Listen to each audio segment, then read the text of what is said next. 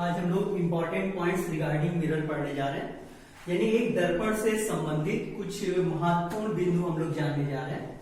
जैसे यहाँ पे जो हम लोग ने एक मिरर बना रखा है, ये एक कॉन्केव मिरर है, ठीक है, यानी अवतल दर्पण है। अब इससे संबंधित कुछ बिंदु हैं, कुछ परिभाषाएं हैं जो हम लोग पढ़ने जा रहे हैं। जैसे सबसे पहली परिभाषा, ये जो दर्पण है, ये जो मिरर है, ये खोखले गोले का एक भाग होता है, यानी एक जो है हॉलो स्फीयर का एक पार्ट होता है। उस स्फीयर का जो सेंटर होता है उसको हम लोग बोलते हैं सेंटर ऑफ कर्वेचर या वक्रता केंद्र, ठीक है। और सेंटर ऑफ कर्वेचर यानी उस गोले का, उस खोखले गोले का केंद्र, ठीक है। फिर उसी खोखले गोले का ये जो भाग है जिससे परावर्तन हो रहा है, जिसे हम दर्पण कह रहे हैं, उसके परावर्तक तल यानी रिफ्लेक्टिंग सरफेस का जो मिड पॉइंट होता है, मध्य बिंदु होता है, उसे हम लोग पोल बोलते हैं यानी ध्रुव बोलते हैं, ठीक है। फिर वक्रता केंद्र से यानी सेंटर ऑफ कर्वेचर से ध्रुव तक यानी पोल तक की जो डिस्टेंस है, दूरी है, उसको हम लोग रेडियस ऑफ कर्वेचर या वक्रता त्रिज्या बोलते हैं, ठीक है। फिर ध्रुव समझ में आ गया, पोल समझ में आ गया, वक्रता केंद्र यानी सेंटर ऑफ कर्वेचर समझ में आ गया। अब हम लोग आगे चलते हैं। जब कभी जैसे देखिएगा, ये जो सेंटर ऑफ कर्वेचर है और ये जो पोल है, इनको मिलाने वाली रेखा को मुख्य अक्ष या प्रिंसिपल एक्सिस बोलते हैं। तो जब प्रिंसिपल एक्सिस के पैरेलल यानी समांतर प्रकाश की किरणें आकर के दर्पण पे गिरेंगी, तो टकराने के बाद वो जिस बिंदु से जाएंगी या आती हुई प्रदर्शित होंगी, उस बिंदु को हम लोग बोलेंगे इस दर्पण का फोकस बिंदु, ठीक है। फोकस, मुख्य फोकस बोलेंगे, ठीक है। तो ये हो गया फोकस। अब फोकस से लेकर के ध्रुव तक की दूरी यानी फोकस से पोल तक की जो दूरी होगी उसको हम लोग बोलते हैं फोकस दूरी या फोकल लेंथ, ठीक है। तो ये हो गई सिंपल डेफिनेशंस जो हमको पढ़नी है, पोल की, फोकस की, सेंटर ऑफ कर्वेचर की, फोकल लेंथ की, रेडियस ऑफ कर्वेचर की। अब अगर आप बात करिए ये जो दर्पण है, ये जो मिरर है, अगर उसमें हम ये वाले पार्ट को देखें M1 M2 को, तो ये जो डायमीटर है इसको हम लोग बोलते हैं मिरर का एपर्चर यानी द्वारक, यानी इसे हम लोग बोलेंगे दर्पण का द्वारक, ठीक है। हम लोग इस पर आते हैं। इसमें क्या है, एक हमने प्लेन बना रखा है, एक तल बना रखा है, और इस तल की खास बात यह है कि ये फोकस से जा रहा है और ये जो मुख्य अक्ष है इसके लंबवत है। ऐसे तल को हम लोग फोकस तल बोलते हैं, फोकल प्लेन बोलते हैं, ठीक है। तो ये पॉइंट्स आपको समझ आ गए। पोल क्या है, दर्पण का मध्य बिंदु है। सेंटर ऑफ कर्वेचर क्या है, जो दर्पण है वो एक गोले का भाग है, उस गोले के केंद्र को हम लोग सेंटर ऑफ कर्वेचर बोलेंगे। और जब मुख्य अक्ष के समांतर प्रकाश की किरणें आएंगी तो जिस बिंदु से जा रही है उसको हम लोग फोकस बोलेंगे, ठीक है। या अगर आप उत्तल दर्पण लेंगे तो जिस बिंदु से आती हुई प्रदर्शित होंगी उसको फोकस बोलेंगे। सेंटर ऑफ कर्वेचर से लेकर के पोल तक की जो डिस्टेंस होगी उसको रेडियस ऑफ कर्वेचर यानी वक्रता त्रिज्या बोलेंगे। फोकस से लेकर के पोल तक की जो डिस्टेंस होगी उसको हम लोग फोकस दूरी बोलेंगे, फोकल लेंथ बोलेंगे।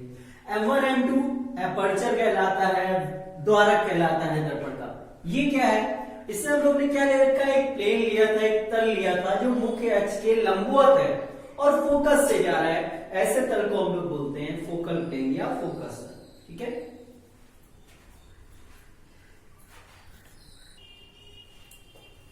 अब ये जो एग्जांपल है ये कॉन्वेक्स मिरर का देख लीजिए।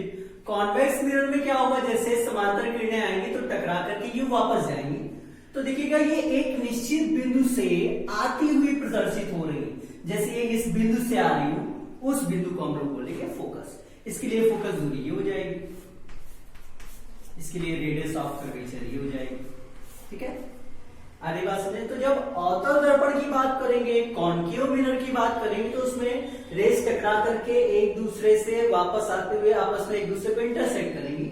लेकिन अगर हम लोग कॉन्वेक्स मिरर की बात करेंगे, उत्तल दर्पण की बात करेंगे, तो रेस ऐसे जब वापस आ रही है तो ऐसा लगेगा जैसे वो एक निश्चित बिंदु से वापस आ रही है, उस बिंदु को हम लोग बोलेंगे फोकस। अब ये पोल है, ये फोकस है, उसके बीच की जो डिस्टेंस है वो गई फोकल लेंथ।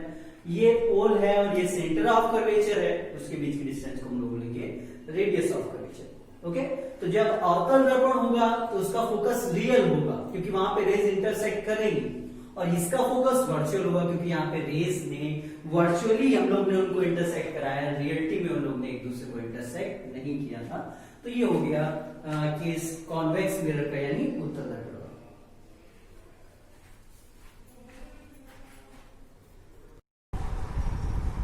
हेलो स्टूडेंट्स, अब हम लोग पढ़ने जा रहे हैं relation between radius of curvature and focal length, यानी वक्रता, त्रिज्या और फोकस दूरी में क्या संबंध है एक दर्पण के लिए। तो यहाँ पे हमने एक एग्जांपल लिया हुआ है, ये एक अवतल दर्पण है, इस पे हमने एक मुख्य अक्ष के समांतर एक किरण यूं गिराई, जैसे वो यहाँ गिरी थी हो गया आपतन बिंदु यानी पॉइंट ऑफ इंसिडेंस।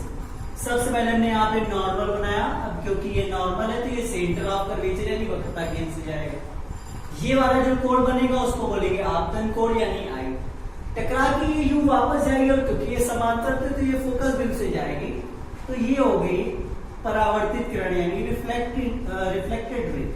अब ये जो कोण बनेगा इसको बोलेंगे एंगल ऑफ रिफ्लेक्शन यानी परावर्तन कोण। अब अगर हम लोग इस वाली किरण को देखें तो ये मुख्य अक्ष के समांतर, ठीक है, तो ये फोकस से जा रही है।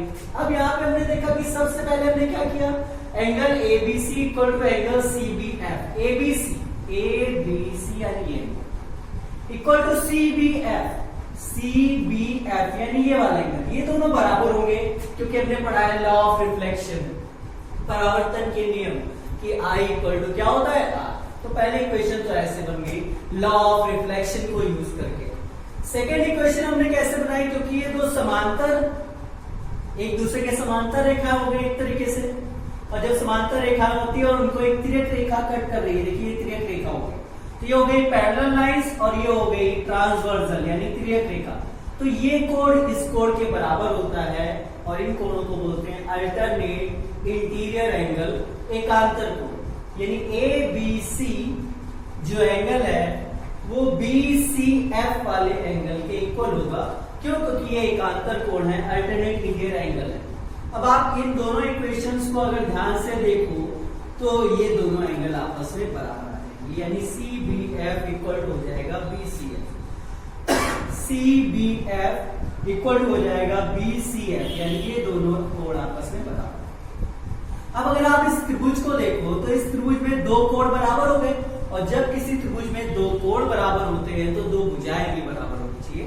तो इस वाले कोण के सामने वाली भुजा ये FB और इस वाले कोण के सामने वाली भुजा ये CF, दोनों बराबर हो जाएंगे, यानी CF और FB आपस में बराबर हो जाएंगे। फिर आगे चलते हैं, क्योंकि ये दर्पण का द्वारक हमने बहुत बड़ा ले लिया है, अगर हम लोग वक्रता त्रिज्या से इसकी तुलना करें तो वो बहुत छोटा है, यानी ये एपर्चर जो इसका है वो बहुत छोटा है, बहुत छोटा जो है छोटा दर्पण है ये।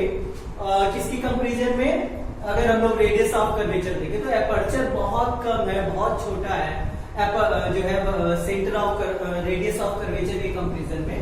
तो हम लोग क्या कर सकते हैं, अगर ये बहुत छोटा है तो B और P पॉइंट बहुत पास में होंगे, यानी जो FB की वैल्यू होगी वही FP की वैल्यू हो जाएगी, यानी FB इक्वल हो जाएगा FP।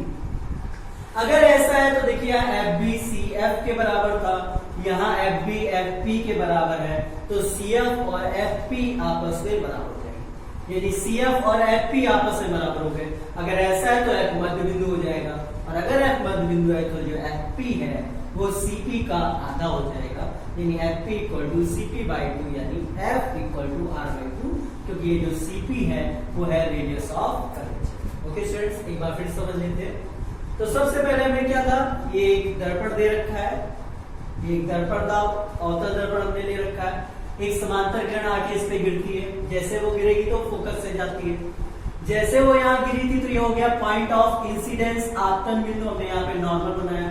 अब क्योंकि ये नॉर्मल है तो ये सेंटर ऑफ कर्वेचर से जाएगा, ये जो कोण बनाएगी वो हो गया एंगल ऑफ इंसिडेंस, ये वाली किरण जो परावर्तित किरण है, रिफ्लेक्टेड रे है, वो जो कोण बनाएगी वो हो गया एंगल ऑफ रिफ्लेक्शन। अब लॉ ऑफ रिफ्लेक्शन के हिसाब से I की वैल्यू R के बराबर होती है, यानी I equal to R। I की बात करें तो हो गया ABC, और R की बात करें तो हो गया FBC बोलिए या CBF बोलिए, एक ही बात है। फिर आगे ये दोनों समांतर किरणें और ये एक तरीके से तिर्यक रेखा है, यानी ये दोनों पैरेलल लाइंस हैं और ये ट्रांसवर्सल है, तो ये वाला कोण इसके बराबर हो जाएगा, यानी ABC इक्वल हो जाएगा BCF। क्यों, क्योंकि ये अल्टरनेट इंटीरियर एंगल्स है। अब ये दोनों एंगल आपस में बराबर हो जाएंगे, क्योंकि अगर बायां पक्ष बराबर है तो दायां पक्ष भी आपस में बराबर। अब आप अगर ये वाला त्रिभुज देखिए तो CBF यानी ये वाला कोण, BCF यानी ये वाले कोण के बराबर है। और एक त्रिभुज में जब दो कोण बराबर होते हैं तो दो भुजाएं भी आपस में बराबर होनी चाहिए। तो अगर आप इसके सामने वाली भुजा देखें तो CF और इसके सामने वाली भुजा देखें तो FB, यानी CF और FB आपस में बराबर। अब अगर हम लोग ये दर्पण को देखें तो ये दर्पण बहुत बड़ा नहीं लिया था, यानी इसका जो एपर्चर है बहुत छोटा है रेडियस ऑफ कर्वेचर के कंपैरिजन में, तो पॉइंट B पॉइंट P के बहुत पास होगा। अगर ऐसा है तो आप FB को FP लिख सकते हैं। अभी यहाँ देखिए FB CF के बराबर था और यहाँ FB FP के बराबर है, तो CF और FP भी आपस में बराबर हो जाएंगे, यानी जो CF की वैल्यू होगी वही FP की वैल्यू होगी। इस तरीके जो F है वो मध्य बिंदु हो जाएगा, और जब F मध्य बिंदु हो गया तो जो FP की वैल्यू होगी वो CP की आधी हो जाएगी, यानी FP विल बी CP/2, और CP थी रेडियस ऑफ कर्वेचर तो R, और FP थी फोकस दूरी यानी F, वो वैल्यू रख दी। तो इस तरीके हम लोग रिलेशन फाइंड आउट कर सकते हैं रेडियस ऑफ कर्वेचर और फोकल लेंथ। Okay students.